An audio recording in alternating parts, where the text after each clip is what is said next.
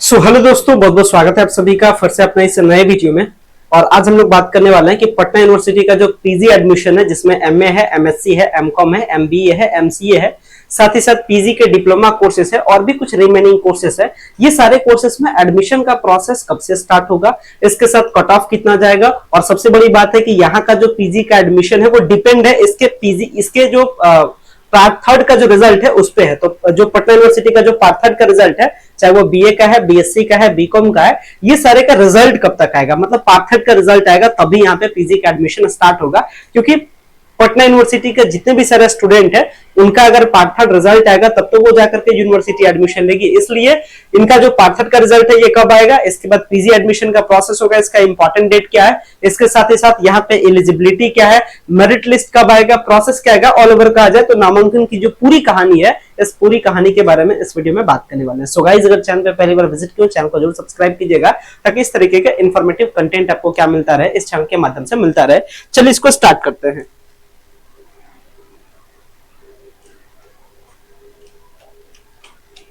तो चलिए समझते हैं इस चीज को। तो सबसे पहली बात यहाँ पे थोड़ा सा पार्ट थर्ड के बारे में बात कर लेते हैं। यहाँ जो पटना यूनिवर्सिटी के जो भी सारे तमाम स्टूडेंट है, इनका जो पार्ट थर्ड का एग्जाम है, यानी बीए का, बीएससी का, बीकॉम का, ये जो सारा एग्जाम है ये लगभग यहाँ पे खत्म हुआ था लगभग मार्च के 10 के आसपास में, 9 मार्च तक, 10 मार्च तक, लगभग 10 मार्च के आसपास में यहाँ पटना यूनिवर्सिटी के सारे पार्ट थर्ड के जो स्टूडेंट्स हैं इनका क्या हुआ था, एग्जाम खत्म हुआ था। इनका जो रिजल्ट बनने का प्रोसेस प्रक्रिया है लगभग 40 से 45 दिनों का प्रोसेस है।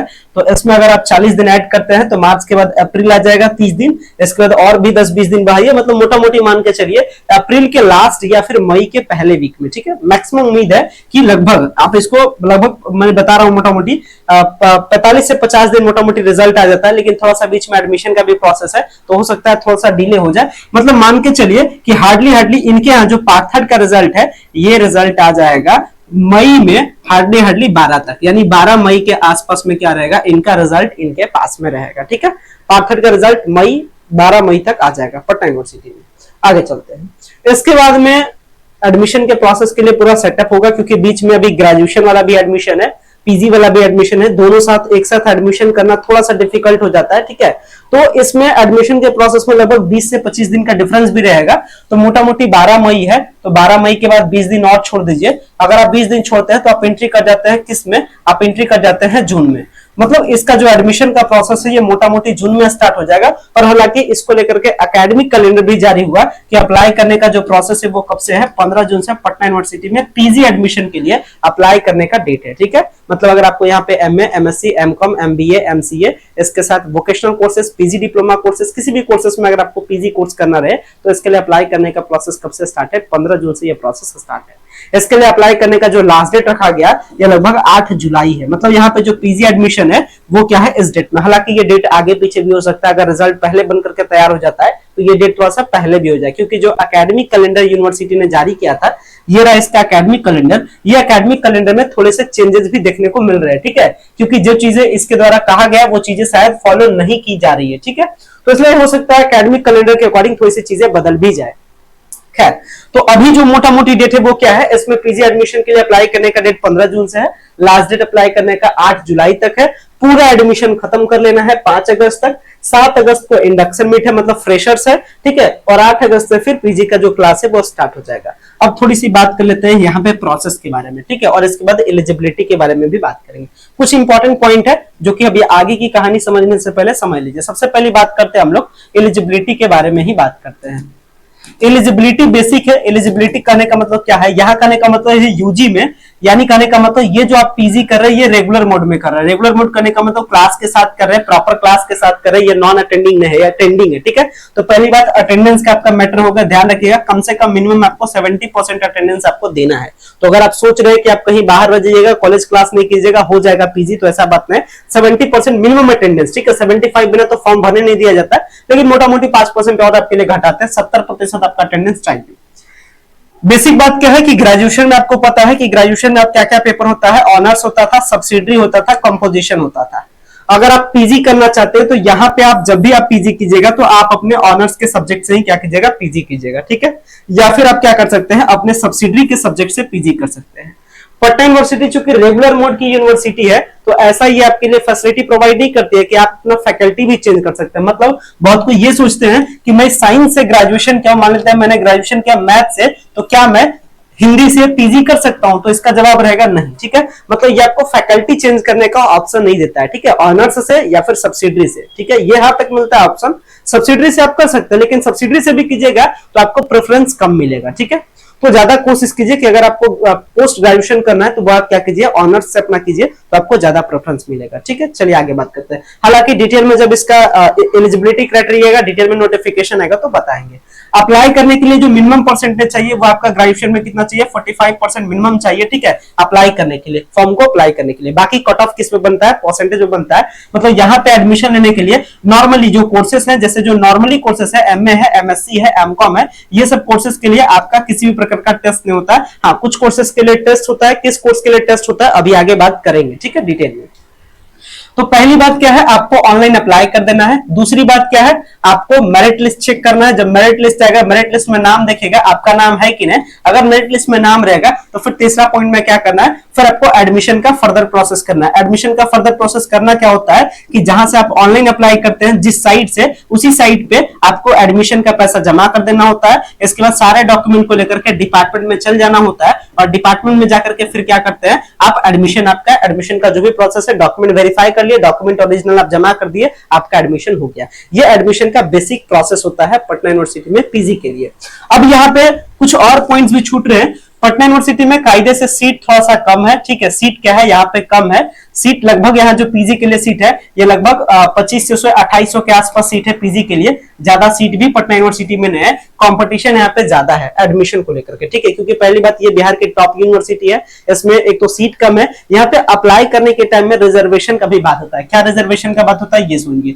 यहाँ का जितना भी सारा सीट है, अगर मान लेते हैं किसी भी सब्जेक्ट में 100 सीट है, तो 100 सीट में से 80% सीट किसके लिए रिजर्व होता है, ये रिजर्व होता है पटना यूनिवर्सिटी के स्टूडेंट के लिए। और जो 20% सीट होता है ये अदर यूनिवर्सिटी के लिए होता है। तो अदर यूनिवर्सिटी वालों के लिए थोड़ा सा दिक्कत होता है, क्योंकि जो नंबर ऑफ सीट है वो बहुत कम है। ठीक है, और इसके कंपैरिजन में अगर आप पटना यूनिवर्सिटी के स्टूडेंट है तो समझ लीजिए 80% सीट आपका है।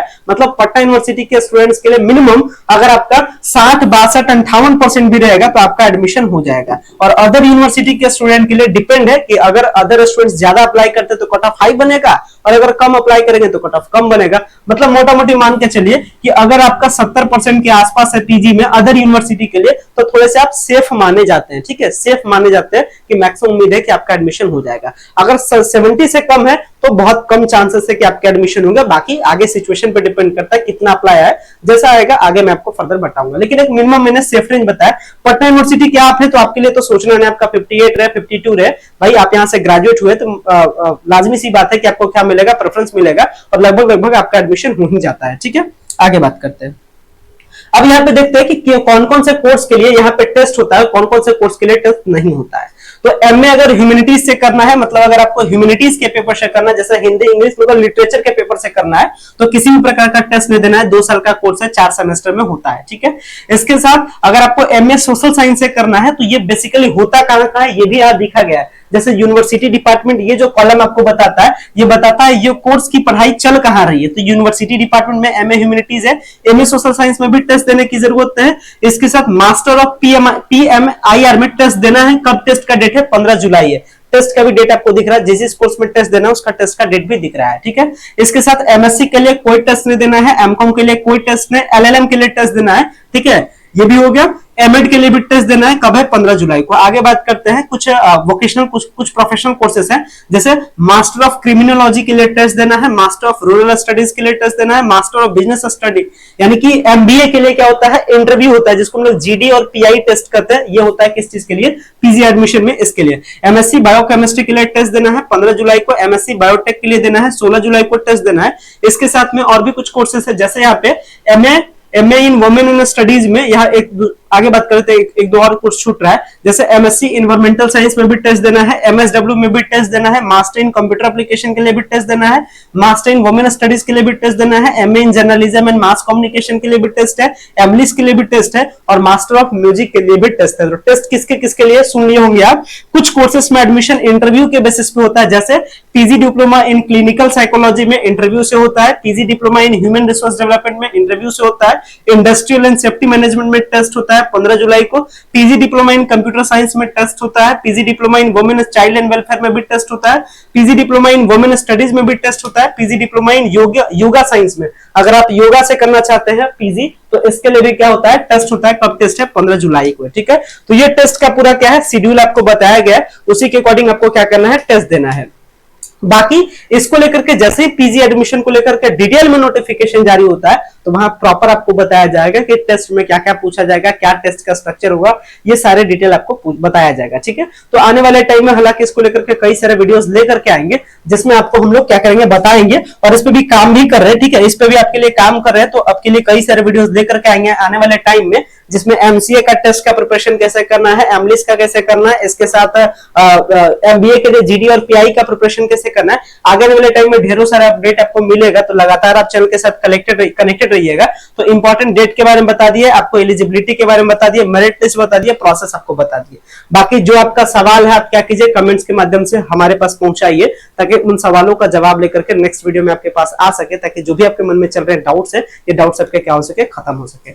बाकी सारी चीजों से लेटेस्ट अपडेट रहने के लिए आप क्या कर सकते हैं, आप हमें टेलीग्राम पे फॉलो कर सकते हैं, और टेलीग्राम ग्रुप का अपना लिंक नीचे के वीडियो के डिस्क्रिप्शन बॉक्स में दिया गया है, जहां पे कई सारे ऐसे स्टूडेंट्स हैं जो यहाँ से पीजी कर चुके हैं, कई सारे ऐसे स्टूडेंट्स हैं जो आपसे सीनियर है, मतलब पीजी कर रहे हैं, तो उनसे भी क्या हो जाएगा, आपकी बहुत सारी हेल्प हो जाएगी। तो आप टेलीग्राम से जरूर जुड़े, और वहां पे जो भी आपका क्वेश्चन आप पूछे, पटना यूनिवर्सिटी के लगभग 2000 से प्लस स्टूडेंट इस ग्रुप में है जो कि आपको क्या करेंगे, सपोर्ट करेंगे। तो आप यहाँ से क्या कर सकते हैं, टेलीग्राम के लिंक नीचे का वीडियो के डिस्क्रिप्शन बॉक्स में दिया गया है, वहां से क्या कर सकते हैं, ज्वाइन कर सकते हैं। बाकी यहाँ एडमिशन लेने के लिए नीचे दिए गए नंबर पे भी आप कांटेक्ट कर सकते हैं, और बाकी टेस्ट की प्रिपरेशन को लेकर के जैसे ही क्लासेस शेड्यूल किए जाएंगे तो क्लासेस भी आपके लिए अनाउंस किया जाएगा, जैसे एमसीए के लिए, एमलिस के लिए, योगा स्टडीज के लिए, पीएमआईआर के लिए, जो भी सारे कोर्सेस में टेस्ट होगा, टेस्ट के लिए क्लासेस भी अरेंज किए जाएंगे। तो उससे क्या होगा, आपके लिए बेटर प्रिपरेशन का एक ऑप्शन भी आपको मिलेगा। तो आगे वाले टाइम में बहुत सारे अपडेट मिलेंगे। बाकी आप मैं इंस्टाग्राम पे भी फॉलो कर सकते हैं, इंस्टाग्राम आईडी, मेरा मोबाइल नंबर, सारे डिटेल आपको वीडियो के डिस्क्रिप्शन बॉक्स में मिल जाएंगे, जहां से आप हमसे कांटेक्ट कर सकते हो, और कांटेक्ट करके आप क्या कर सकते हैं, अपने मन में चल रहे सवालों के जवाब को आप पा सकते हैं। फिलहाल मैं इस वीडियो को मैं इन करता हूं। So much, thank you.